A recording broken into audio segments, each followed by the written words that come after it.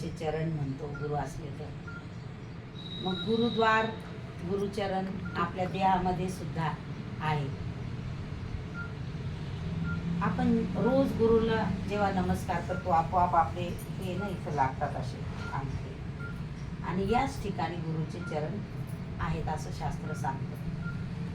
किंवा एक तर आपण असा हात ठेवतो तर आपल्या हृदय कमलामध्ये जे गुरुदेव बसलेले असतात तर ते आपले हात त्यांच्या चरणाशी पोहोचतात आणि आपण त्यांना नमस्कार करतो असा त्याचा अर्थ होतो. म्हणजे गुरुद्वार गुरुचे चरण आपल्या हृदय कमलामध्ये किंवा आपल्या ज्ञाननेत्रामध्ये सामावलेले असतात. तर अशा या म्हणजे पौर्णिमेच्या दिवशी गुरुद्वारामध्ये गुरुचरणाशी लोक जातात. त्या ठिकाणी साधना करून आपलं पुण्य वाढवतात आणि येणाऱ्या वर्षभरासाठी आपल्याला काय करायचंय किंवा आपण काय केलं पाहिजे तर ती साधना त्या ठिकाणून ते घेऊन येत असतात. म्हणजे आपण जेव्हा निघतो तेव्हा गुरु आपल्याला सांगत असतात की म्हणजे जे खूप वर्षाच्या आधी जेव्हा आम्ही खूप वर्षाच्या आधी उत्तरायण शिबिरला जेव्हा गेलो होतो त्यावेळेस बापूजींनी सांगितलं होतं कि हे मेरे साधक, मैं आपको इस संसार के कीचड़ में भेजना तो नहीं चाहता लेकिन जाना तो पड़ेगा ही. फिर गर्भिणी स्त्री जैसी रहती है वैसे तुम भी रहना. वो उसके बच्चों को कैसे पालती है, या फिर उसके पेट में बच्चा रहता है वो पानी लाने को जाती है, हाँ तो संभल संभल के कदम रखती है. उसका ध्यान सर की मटकी पर भी रहता है. सहेली से बात भी करती है लेकिन उसका ध्यान उसके पाँव की तरफ भी रहता है कि कहीं उसका पैर फिसल न जाए. वैसे ही है मेरे साधक कि संसार रूपी कीचड़ में तुम्हारा पैर न फिसल जाए. वैसे तुम संभल संभल के चलो जब तक तुम्हारी यह देह है. आणि एवढे रडायचे बापूजी त्यावेळेस, आणि त्याच्यापेक्षा जास्त समोर बसलेले साधक रडायचे. आणि खूप छोटासा होता तेव्हा म्हणजे पेंडॉल, आणि असा पूर्ण बांधलेला नव्हता, काही नाही. वर गवताचं घासपूस टाकलेलं होतं तिथं, खाली पण सगळे घास असायचे बसायसाठी. आणि लोक त्यावेळेस जेव्हा शेवटच्या त्या म्हणजे पेंडॉलच्या एकदम आखरी तिथं जायचे आणि तिथून जायचे पुन्हा पुन्हा फिरून फिरून मागं वळून पाहायचे, पुन्हा नमस्कार करायचे, पुन्हा रडायचे, पुन्हा नमस्कार करायचे, पुन्हा रडायचे. आणि त्यावेळेस बापूजी अगदी जसं काही सगळ्यांच्या मनामधलं बापूजींना समजायचं. बापूजी म्हणायचे जैसे लड़की माँ बाप को छोड़कर जाती है तो फिर उसके माँ बाप की तरफ वो देखती है, वैसे है मेरे साधक तुम भी तुम्हारी संसार में रोज फिर फिर के मेरे तरफ देखना. मैं तुम्हें क्या समझा रहा हूँ, मैं तुम्हें क्या बता रहा हूँ. मेरी ऐसी कभी मंशा नहीं रही कि तुम मेरे शिष्य बन जाओ. मेरी ऐसी कभी मंशा नहीं रही कि मैं गुरु बन जाऊँ, लेकिन मेरी गुरु कृपा ने मुझे ये दे दिया. लेकिन तुम भी इस जगह पे एक दिन बैठ जाना. आणि अगदी सगळ्या रस्त्यानं येईपर्यंत परत घरी आल्यानंतर तेच तेच तेच तेच आठवत राहायचं. आणि तेव्हा मन पुन्हा पुन्हा बापूजींना गुरुदेवांना म्हणायचं की गुरुदेव आम्ही कितीही जरी म्हटलं तरी थोडंसं तर होणारच आहे, संसार आहे, पण त्यावेळेस तुम्ही आमचा हात धरा. आणि खरंच ती गोष्ट आहे ना माहिती काका, म्हणजे खरोखर सत्य आहे ती घटना की आपण या संसारामध्ये आपल्याला असं वाटत असतं. बापूजी म्हणतात हजारो जन्म के तुम्हारे माता पिता ने जो तुम्हें नहीं दिया वो मैंने दिया है, तुम्हारे गुरु ने दिया है, फिर तुम किसको सहारा बनाए. म्हणून ते भजन खूप समर्पक आहे, जे सुरेश आनंदीनं रचलेलं आहे की बंधन के सहारे बिगड़ गए, एक तेरा सहारा बाकी.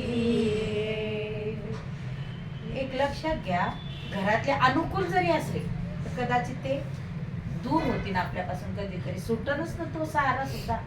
आणि प्रतिकूल असले तर प्रश्नच नाही, ती तर ईश्वराची कृपा आहे असं समजायचं. आणि समजायचं की भगवंतानं आपोआपच छेडा छूट गया असं म्हणतात बापूजी की छेडा छूट गया, आपोआप सुटला, जाऊ द्या. गुरुदेव नेहमी म्हणायचे तुमच्या घरातले अनुकूल असले तुम्हाला तर असं म्हणा की हे गुरुदेव तुमची कृपा आहे, पण प्रतिकूल असले तर म्हणा तुझी इच्छा आहे. चांगली गोष्ट आहे ही, तुझी इच्छा आहे. आणि असं करता करता करता करता पहा तुम्ही, कोणाचे 10 वर्ष गेले, कोणाचे 20 गेले, कोणाचे 25 वर्ष. मला 25 वर्ष झाले साधना म्हणजे दीक्षा घेऊन गुरुदेवांची. एकही दिवस कधी असा मनात विचार आला नाही की आज आपण एखाद्या दिवशी साधना नागा करावी का, आपण म्हणजे काही उठून आळस आला तर कंटाळा जाऊ द्यावा, आजचा दिवस सोडून द्या, आज काही ऐकू नये. म्हणजे कुठं ना कुठं तरी एक असं एक दोरी पक्की बांधून ठेवली, जसं गाईला कसं फुटी बांधतात ना तसं. आणि तरी सुद्धा गुरुदेव माहिती का आपल्या परीक्षा अजूनही पाहत असतात. म्हणजे मी यांच्या घरी गेले होते, यांना सांगितलं मी त्या दिवशी की पहा आता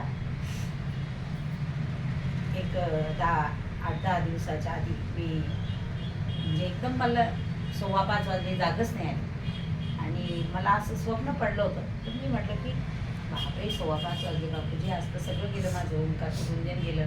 आणि म्हटलं तुम्ही हे स्वप्नात मला असं काय दाखवलं असं म्हटले. मी उठले आणि बराबर आवरलं सगळं आणि लगे बिलकुल 6 वाजता वर येऊन बसले, दिवा लावला फक्त आणि ते मंगलमय चॅनल ते चालूच होतं खाली, पण ते घेऊन आले मी वर आणि गुरुभक्ती योग सुरू झाला. आणि गुरुभक्ती योगामध्ये म्हणजे तुम्ही नेहमी सोबत माझ्या पण ऐकत नाही मन. आपल्या सोबत असतात ते, पण आपल्याला त्याची जाणीव नसते. ती आभा आहे ना सतत एक आपल्या भोवतीच फिरत असते सारखी. आणि गुरुभक्ती योग सुरू झाला आणि गुरुभक्ती योगातला एक एक शब्द जे मला 1 तासाच्या आधी पडलेलं स्वप्न होतं ते माझं स्वप्न प्रत्यक्षात म्हणजे त्या गुरुभक्ती योगमध्ये ते वाचून दाखवत होते. की मी म्हटलं बापूजी अहो 25 वर्ष झाले तरी तुम्ही माझी परीक्षा घेता का अजून? म्हणजे तुम्हाला कदाचित म्हटलं तुम्ही असं जर वाटत असेल की पुढं भविष्यात असं घडन तर मी तुम्हाला हात जोडून विनंती करते की अशी गोष्ट माझ्यासमोर आणू नका. आणि जर तुम्हाला असं तसं काही वाटत नसेल तर या माझ्या परीक्षा तर जे मला पाहिजे ते तुम्ही दिलेलं आहे. पहा स्वप्न मला असं पडलेलं होतं की मी टेकायताईच्या सोबत मौनी महाराजाच्या मंदिरात गेले दर्शन घेण्यासाठी. तिथे वेगळाच काहीतरी बायांचा कार्यक्रम सुरू होता. 2 इतर बाया बसले त्या पुढं ताटमिटं होती. मी त्या बायांना सोडून आत गेले. देव कोणचा होता मला दिसला नाही. मी दर्शन घेतलं पण त्या बाया बोलायला लागल्या की यांना माहीत नाही नियम, असं नाही तसं नाही, धडधड आत गेले काही कळत नाही कशा गेल्या. तर मी म्हटलंही बाहेर आल्यानंतर माझं चुकलं, मी जायला नव्हतं पाहिजे. मी बाहेर आले आणि मग मी म्हटलं चला 2 जणी तिकडं लांब जायला लागलो दुसरीकडं. एक माणूस आला पांढरे शुभ्र कपडे घातलेला. आणि तो माणूस म्हटला की त्यांना असं केलं माझ्यासमोर उभं राहून. म्हणला ताई त्यांना काही कळत नाही, जाऊ द्या तुम्ही त्यांच्या बोलण्याकडे काही लक्ष देऊ नका. आणि म्हटलं इकडं चला तुम्ही दर्शनाला. तर मी म्हटलं की झालं आमचं दर्शनात, आम्ही घरीच जातो. आणि तिथे स्वामी समर्थाची मूर्ती होती. त्या मूर्ती मी उभं राहून असे नमस्कार केला. तर ती म्हणते तुम्ही डोळे मिटा, हातात दर्शन घ्या. डोळे मिटले, मी पुन्हा डोळे उघडले, पाहिलं तर तिथं बापूजींची मूर्ती होती. आणि मग मी खाली वाकले, खाली जमिनीवर मस्त ठेवून मी म्हटलं बापरे हे तर आमचे बापूजी आहे असं म्हटलं. आणि लगेच 3ऱ्या वेळेस काय झालं की स्वामी समर्थ ते त्यांचं एक लुगडं आणि ते घातलेलं नरजीत घातलेला असा फोटो असतो देवीचा, तर ते त्या रूपात तिथून बाहेर आले.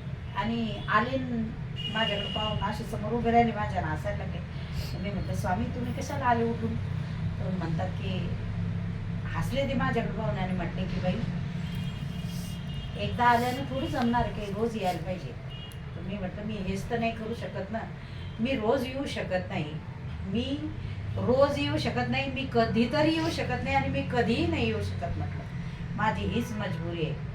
आणि म्हणजे म्हटलं ठीक आहे मी येते. मी असे हात जोडले. म्हटले ते हसले माझ्याकडं पुन्हा पाहून. म्हटलं बरं या असं म्हटलं. आणि मी बाहेर गेले तर ते काय वेळी म्हणतात की तुम्ही खूप चांगलं उत्तर दिलं. पण मी म्हटलं तुम्ही सांगा ना, म्हटलं बापूजीच्या नावावर मी एवढं नाव कमावलं आणि मी कसं काय बापूजी सोडणार आहे? आणि म्हटलं मी दुसरं काहीच करू शकत नाही आता. आणि म्हटलं मी कदाचित कधीच काही करू शकणार नाही पुन्हा, मी आता हेच करणार.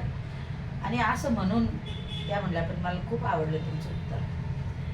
आणि ते स्वप्न मोडलं, मी उठून बसले, मग वर येऊन बसले आणि गुरु भक्ती योग मध्ये ती त्यांनी अजून ते म्हटलं ना दीक्षाचं. हा तो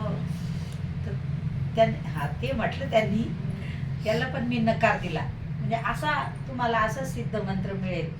तर मी म्हटलं मला त्याची गरजच नाही, मंत्र मला मिळालेलाच आहे ना, आणि तो सिद्धच आहे म्हटलं. तो कोणताही जरी मंत्र असला तर तो सिद्धच आहे.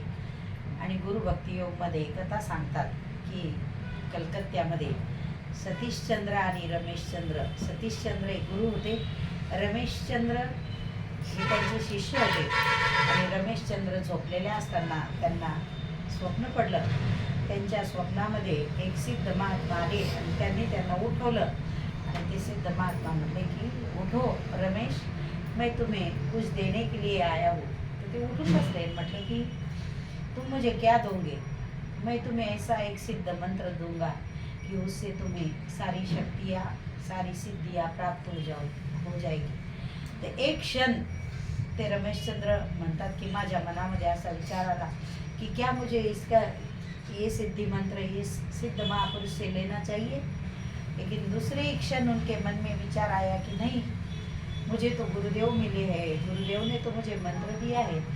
तो ते सिद्ध महापुरुष म्हणायला लगे कि ले लो, फिर ऐसी घटना तुम्हारे जीवन में न घटेगी, फिर न ऐसा कोई सिद्ध पुरुष तुम्हारे जीवन में आएगा, न कोई तुम्हें ऐसा मंत्र देगा.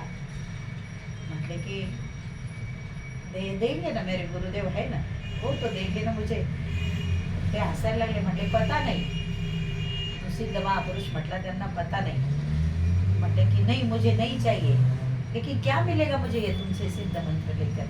तुम्हें संसार की सारी सिद्धियाँ प्राप्त हो जाएगी, उपलब्ध हो जाएगी.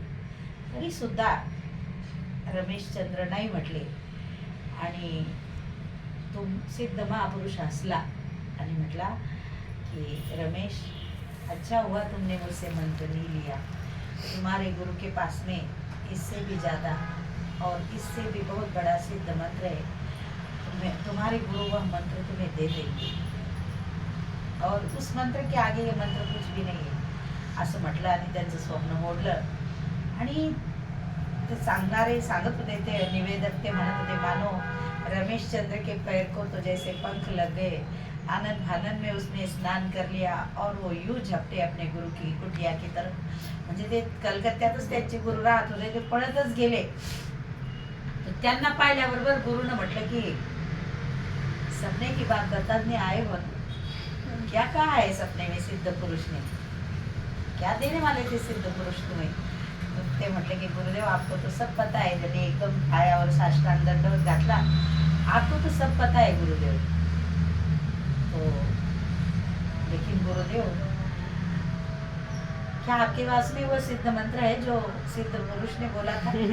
तर ते गुरुदेव म्हटले तुमने उनके पास से क्यों नहीं लिया सिद्ध मंत्र, वो तो तुम्हें देने वाले थे ना. नहीं, मैंने आपसे लिया है ना मंत्र सिद्ध. तो फिर अभी, लेकिन उसने बोला तुम्हारे गुरु के पास में और भी दूसरा सिद्ध मंत्र है जो तुम्हारे गुरु तुम्हें देंगे. तो क्या गुरुदेव तुम्हारे पास में और भी दूसरा कोई सिद्ध मंत्र है. तर गुरुदेवांना असं वाटलं की खरंच किती भोळा आहे ना माझा भक्ता, की याला काही कळत नाही. ते म्हटले अरे तुमने क्यों नहीं लिया उनके पास से. नाही. आणि त्यावेळेस त्यांनी सांगितलं की गुरुदेवांनी असं मिठी मारली त्या रमेशचंद्रला. त्यावेळेस रमेशचंद्रानं म्हणजे त्याचे कान, त्याचं तोंड त्यांच्या कानापर्यंत आलं गुरुच्या. आणि त्यानं म्हटलं गुरुदेव, क्या सही में आपके पास में वो मंत्र है. गुरुदेव म्हटले हाँ, वो मंत्र मेरे पास में है और मैं आज तुम्हें दे रहा हूँ, और वो है मेरी प्रेमा भक्ती. हा तो मंत्र कोणचा आहे की माझी प्रेमा भक्ती जी मी गोपींना दिली, जी मी सगळ्या जे प्रेममय भक्ती करतात त्यांना दिली, आणि ती भक्ती त्याचं दान मी तुला देत आहे. माझ्यावरचं प्रेम तुझं कधीच कमी होणार नाही. गुरुवर जे आपण प्रेम करतो ते आपण प्रत्यक्षात ईश्वरावर प्रेम करत असतो. ते गुरुवर नसतं. कारण गुरु एक असा एक मोठा, म्हणजे त्याचं वर्णन करू शकत नाही आपण, अशी शक्ती आहे. आणि म्हणून शास्त्र सांगतं, ज्ञानेश्वरी सांगते की तनु भगवंत सगळं देईन, गुरु सुद्धा सगळं देईन, पण आपली प्रेमा भक्ती गुरु कोणाला देत नाही. लोकांना असं वाटत असेल की बापूजी कोणाचा अवतार आहे. हे इतकं सगळं पाहिलं साक्षात बापूजी भगवान श्रीकृष्ण भगवान राम सगळं काही तेच आहे, ते सगळं तेच आहे. पण लोक कारण आज पहा तुम्ही जगात काय सुरू आहे आणि तिथं काय सुरू आहे. आणि हे असे इतके पागल प्रेम करणारे लोक कोणत्या गुरुवर कोणी पाहिले नसतील आजपर्यंत. हे फक्त त्यांच्याच दारात म्हणजे कोणची शक्ती आहे, हे तेच दान दिलेलं आहे गुरुदेवांनी आपल्याला, त्या प्रेमा भक्तीचं दान दिलेलं आहे. इतकी म्हणजे मी जसा जसा शब्द ऐकत होते ना, अक्षरशः त्या दिवशी मी इतकी जोरात रडत होते की माझं रडणं खाली ऐकू गेलं. आणि सोनूनं बंटीला फोन केला, तो सायकल घेऊन जायला होतं. ती म्हणे तुम्ही घरी या. तो म्हणे काय झालं? ती म्हणे आई काहीतरी झालं, आई जोरात जोरात रडून राहिल्या. त्याला थोडंसं माहीत होतं, जेव्हा मी दीक्षा घेतली होती तेव्हा ते आपल्याला नेहमी असं होतं. तो म्हणला काही होत नाही, जाऊ दे थोडा वेळ शांत राहा, मग जाईल बरोबर. खूप जेव्हा मी खाली गेले तेव्हा तो म्हणला महाराज आज काय झालं, बापूजी आले होते का? म्हटलं बापूजी सकाळीच आले होते 5 वाजता. पण त्याचं मर्म मला बापूजींनी समजावून सांगितलं की हे जे प्रेमा भक्तीचं दान आहे, दान देण्यासाठी म्हणजे आपल्या पदरात आपण पाडून घेण्यासाठी ज्ञानेश्वरी सांगते की तनुमनु जीवे चरणासी लागावे आणि अगर्विता करावे दास्य सत. तर एकीकडे भगवद्गीता हीच होवी. तद्विद्धी प्रणिपातेन परिप्रश्नेन सेवया उपदेशंती ते ज्ञानम ज्ञानिनम तत्वदर्शिना. की अशा त्या गुरुला तुम्ही तन मन धनानं शरण जा आणि त्यावेळेस ते तुम्हाला त्या ज्ञानाचा उपदेश करतील. उत्तांग नावाचा शिष्य होता. त्यानं आपल्या गुरुकडून लहानपणापासून गुरुगृही राहिला. त्यानं ज्ञान मिळवलं गुरुपासून आणि भोळा होता तो पण खूप. त्यानं म्हटलं गुरुदेव आज मेरी शिक्षा पूर्ण हो गई. गुरुदेव म्हटले बाबा माझे तुला आशीर्वाद आहे, आता घरी जा, आई वडिलांची सेवा कर. इथे इतका शिकलास त्याच्यापैकी एखादा व्यवसाय कर, लग्न कर तुझी आणि तुझं आजीविका चालत. त्यानं म्हटलं की असं कसं जाऊ, आज आपण एवढे का होईना आपण गुरुदक्षिणा देण्यासाठी बसलेलो आहे. आपण आपला जो वेळ दिला, आपण आपला जो भाव दिला, आपण ऐकलं मग वा की तुम्ही काय देता त्याच्यापेक्षा तुम्ही कोणत्या भावनेनं देता त्याला महत्व आहे. नश्वर वस्तू किंवा भगवंतानं निर्माण केलेल्या वस्तू आपण भगवंताला देऊ. भगवंत ती वस्तू पाहत नाही. बापूजी आज सकाळी पण ते सांगितलं कि ऐसे कौन से ग्रंथ में लिखा नहीं भगवान ने कि मुझे 56 भोग लगाओ, मुझे मोहन थाल चाहिए, मुझे ये चाहिए, मुझे वो चाहिए. वो तो तुम्हारे प्रेम का भुक्का है, तुम उसे वो दो. त्याप्रमाणे त्यांनी म्हटलं बाबा रे मला काही पाहिजेत नाही तुझ्याजवळ, तू जा आता घरी. पण कृष्णासारखा हा पण आडून बसला. हा म्हटला नाही काहीतरी मागा. प्रश्न तोच आला. त्यानं गुरुमाईला म्हटलं की गुरुमाई तुम्ही तरी काहीतरी मागा. त्याला असं वाटलं नव्हतं जसं भगवान श्रीकृष्णाला वाटलं नव्हतं गुरुमाई असं काही अलौकिक मागतील, तसं या उत्तांकलाही वाटलं नाही की माझे गुरुमाई काही मागल. म्हटले या राज्याचा जो राजा आहे त्याची स्त्री अतिशय पुण्यवान पतिव्रता आहे. तिच्या पुण्याला जोड नाही. तिच्या कानातले जे कुंडल आहेत ते कुंडल मला माझा एक व्रताचा विधी आहे, तोपर्यंत मला पाहिजे तर ते तू आणतो. त्याला म्हटलं ठीक आहे काय हरकत नाही. आता आपण हो म्हणून गेलो की मी देईन म्हणून. तर राजाही पुण्यवान होता, नीतिवान होता, धर्मवान होता आणि राणीचं बळ होतं राजाला. विशेष म्हणजे राणी इतकी नीतिमान धर्मानं चालणारी होती. एक लक्षात घ्या गुरुदेव सांगतात की जी स्त्री धर्मवान नीतिवान, तू विचार करत नाही तुझा नवरा कसा आहे, तू तुझं काम करून राहिलेली आहे, तुला त्याच्याशी काही घेणं. तुझ्यासारखा विचार किंवा हिच्यासारखा विचार किंवा हिच्यासारखा विचार वृंदानं केला म्हणून आज दारादारात तिची हजेरी आहे. दारादारात जालंधर कसा होता तिने याचा विचार नाही केला, पण जालंधराच्या पाठीमागं तिची शक्ती होती आणि म्हणून भगवान विष्णूला आधी तिचं पतिव्रता पण हरण करावं लागलं आणि आयुष्यभरासाठी दगड होऊन बसावं लागलं तिच्या शापामुळे. पण सगळ्यांचा उद्धार करण्यासाठी भगवंतानं तेवढ्या पापाचा स्वीकार केला तिच्यासाठी. आणि विशेष म्हणजे देवालाही कधी कधी इतकं संकट पडतं की तिचे आराध्य दैवत भगवान विष्णू आणि ती वेळ भगवान विष्णूवरच आली. अशा काही घटना मनुष्याच्या जीवनात घडत असतात आणि त्याप्रमाणे आता ही राणी सुद्धा ही काय म्हणतात ना की तुका म्हणे पतिव्रता तिची तिन्ही लोकावरी सत्ता. तिनं जर म्हटलं की थांब तर सूर्य थांबतो. तिनं म्हटलं चंद्राला थांब, तर तो चंद्र थांबतो. आणि मग हिनं आता ही राणी तशीच होती. मग हा रस्त्यानं चालला, इतका थकला की त्याचे हातपाय चालायला नाही लागले, तहान लागली, पाणी पिऊन पिऊन किती चालणार आहे. जवळचं संपून गेलं. राजधानी यायला अजून वेळ होता. आणि भगवंतानं ठरवलं याची परीक्षा पाहायची. यम ब्राह्मणाचं रूप घेऊन आले आणि म्हैस आणली रेड्याच्या ठिकाणी. आता म्हैस हा अमंगल प्राणी मानतो आपण, आणि गाय ही पवित्र प्राणी मानतो. आणि ते म्हटले की अरे ब्राह्मण देवता आप कहाँ जा रहे हो और इतने थके हो, मेरे भैंसे पे बैठ जाओ. मग हा म्हटला नहीं नहीं ठीक है. अरे तुम्हारे में तो कुछ प्राण नहीं है. म्हटलं फिर अब मैं क्या करूँ. मग त्याने सांगितलं मला असं असं जायचंय. म्हणून म्हटले की देखो मैं तो 6 महीने हो गए निकला हूँ, लेकिन मुझे भूख नहीं, प्यास नहीं. तो म्हटलं असं कसं काय होऊ शकतं. नहीं बोले मेरे पास में ऐसी चीज़ है, वो चीज़ खाने से भूख भी नहीं लगती, प्यास भी नहीं लगती और आदमी सदा प्रसन्न रहता है. त्यानं म्हटलं कोणची चीज आहे. म्हणे मेरे भैंस का गोबर. मग आता त्यानं मनात विचार आला की म्हशीचं गोबर हा पवित्र आहे, ते आपण कसं खावं. तो म्हणला नाही. म्हणे खा ले थोडासा. तो म्हटला नाही मी नाही खाणार. पण तो पुढं गेला. त्याला अजिबात चालता येत नव्हतं. तो चालला हळूहळू पुढं यमदेवता. मग यानं म्हटलं की विचार केला की गुरुच्यासाठी काय होतं. बा जे मागं संत होऊन गेले ना, मोठे मोठे ऋषी मुनी, ते काय म्हणायचे माहिती का, एखादं पाप जर होत असेल पण त्याच्यातून जर पुण्य होत असेल तर काय हरकत आहे.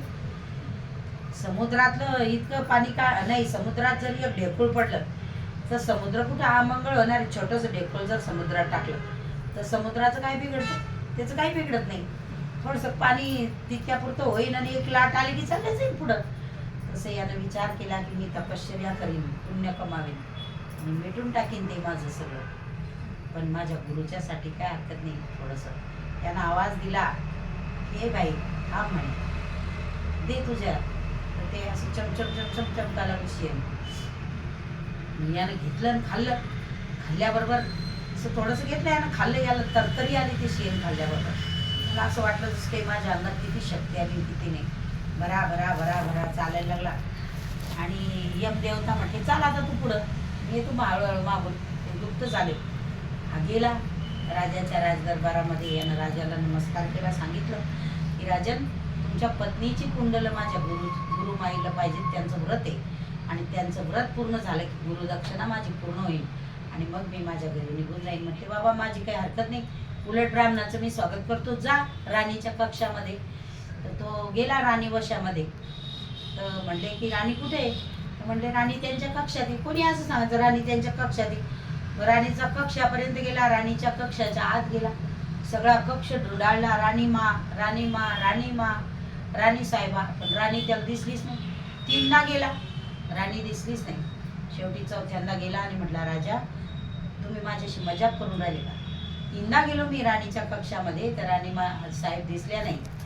म्हणजे तुझ्या शरीरात अशी काहीतरी चूक आहे की त्याच्यामुळं तुला राणी दिसू शकत नाही. हा खूप मोठी गोष्ट आहे आपल्या जीवनामध्ये.